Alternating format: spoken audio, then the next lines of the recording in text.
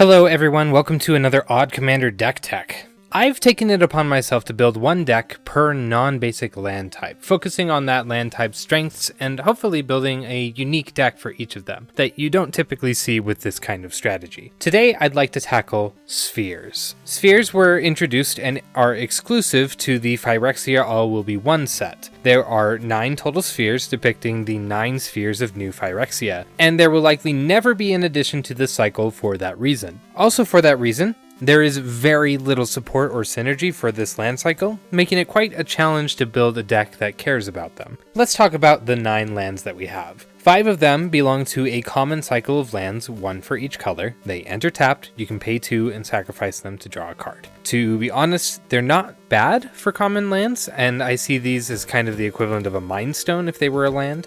Obviously, this means that if you were to play all 9 spheres, we would have to run a 5-color deck, a similar problem that we had when we were building caves, where there just aren't a lot of 5-color decks that care about lands, especially since Golos was banned, and so you're not going to find a lot of synergistic ways to do that strategy with 5 colors. Then the 4 other lands tap for either no colors or all colors with restrictions. The first is Mirex, which taps for any color, but only if it enters the battlefield this turn, and it can make a Phyrexian Might artifact token with Toxic 1, and this creature can't block. Toxic, if you're not familiar, means that when the creature deals combat damage, the defending player gets that many poison counters. That's going to be important for this video. Next is the Monumental Facade, which only taps for a colorless, enters with 2 oil counters, and can tap to transfer an oil counter to another creature. Oil counters are rarely used in Magic and almost exclusive to this same set that we're talking about, so this is among the weakest of the spheres. Next is the Mycosynth Gardens, which actually see a decent amount of play in other formats. It can act as a filter land, and it can become a copy of any non-token artifact you control if you pay the mana cost of that artifact. And last, the Seed Core, which taps for any color if you're casting a Phyrexian spell, colorless otherwise, and it can pump a 1/1 creature to 3/2 if an opponent is corrupted, which means they have at least 3 poison counters. Note that all of these spheres do not mention spheres in any way at all, so they don't even synergize with each other very well. For the most part, the spheres just represent new Phyrexia itself and the mechanics in the set that they came from. The unfortunate news for us is that the scope is very wide for what the cards want to do, and there are a myriad of strategies that you could take from this one set that does not necessarily create a cohesive unit. If we want to build a 5-color deck that uses all of the spheres, my only instinct is to build Urtet, Remnant of Memnarch.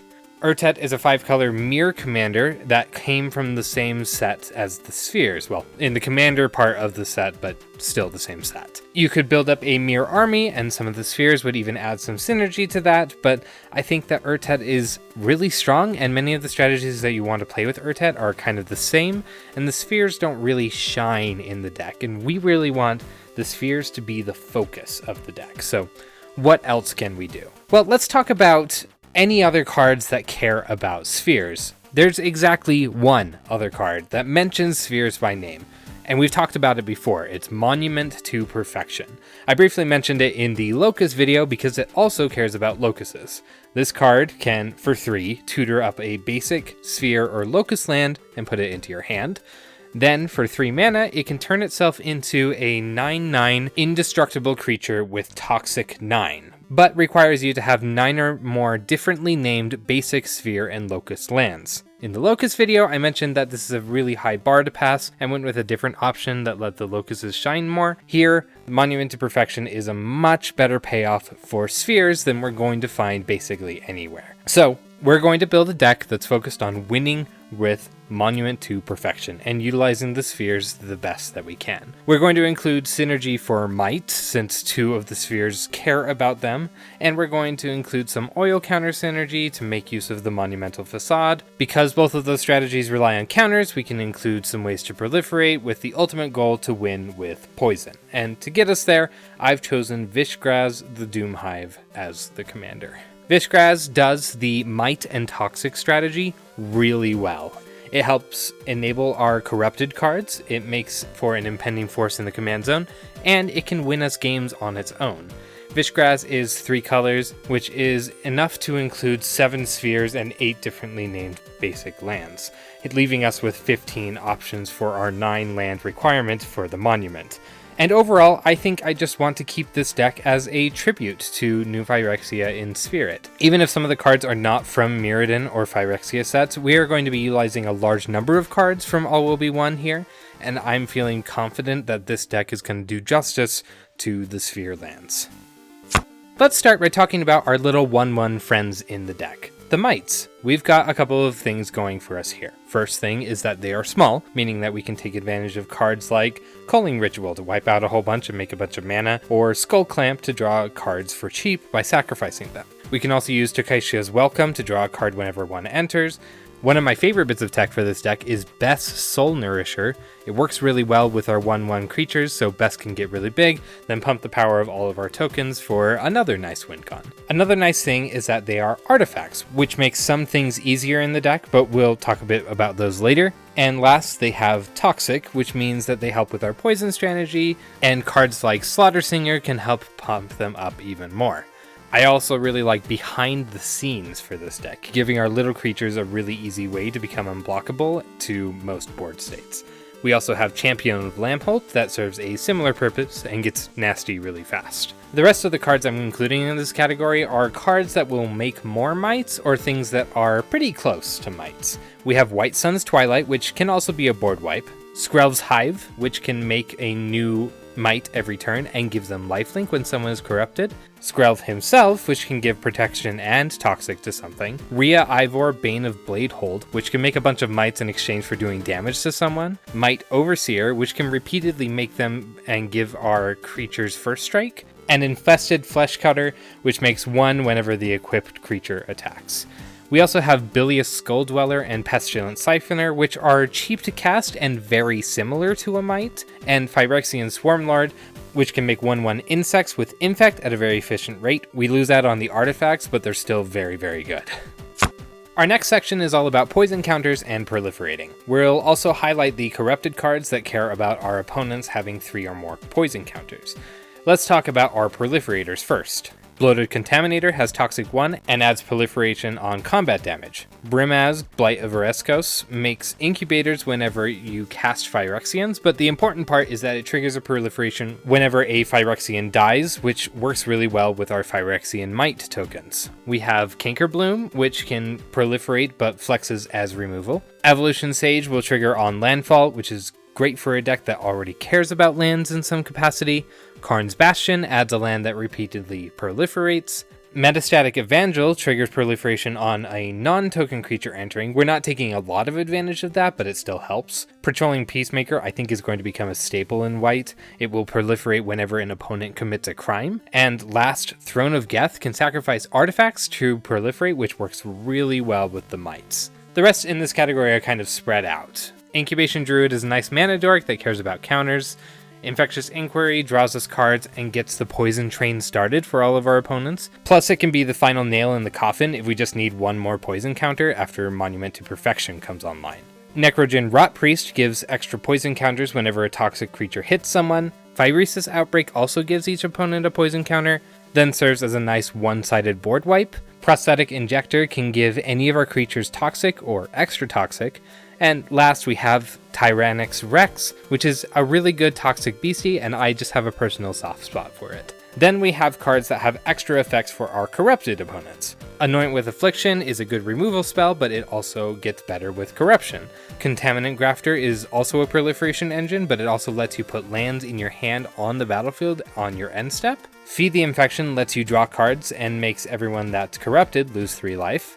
Geth Summons recurs a creature, and if you have corrupted opponents, it gets opponents' creatures too. Glissus Retriever gets people corrupted really easily, then gets a bunch of cards back from the graveyard when it dies. Glistening Sphere is a great mana rock for this deck and gets us a proliferation and taps for extra mana when corrupted is active. And Phyrexian Atlas is also a mana rock, but it hurts our corrupted opponents whenever we tap it. What sphere deck would be complete without a map of all the spheres?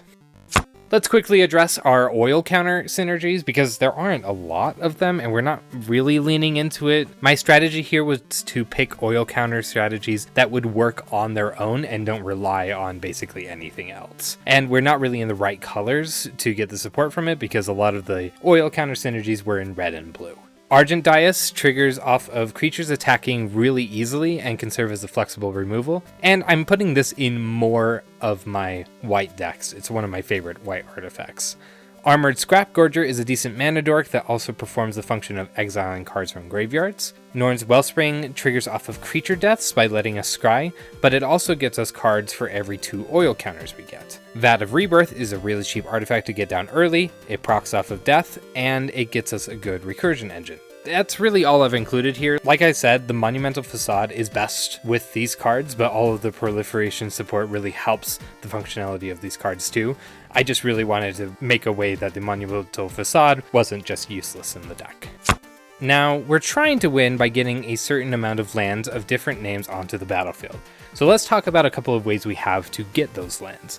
First, we can fill out 8 of our 9 slots with basic lands, so cards like Cultivate, Deceptive Landscape, Evolving Wilds, Nature's Lore, and Rampant Growth are very useful for getting these lands and getting some fixing. I'm also adding some Impulse Land Ramp, which is really useful for finding non-basic lands off the top of the library. We have Expand the Sphere, which gets us lands as well as proliferation. Also, it's called Expand the Sphere, so of course we have to include it. Cartographer's Survey looks at the top 7. Doomscar Warrior can repeatedly look at the top cards of our deck and search for lands whenever it hits someone. I put this in another one of these non-basic land decks before. I think it's really useful for this. Last, we have 2 rather useful cards. Root Path Purifier simply enables us to use all of our non-basic lands as basics, which makes it satisfy the conditions for Monument to Perfection and gets us across the finish line really easily. Last is Renin 7, which has 4 very relevant abilities that help our deck with our land strategy, and it's a surprisingly budget card. I don't know why this isn't played more in green landfall decks.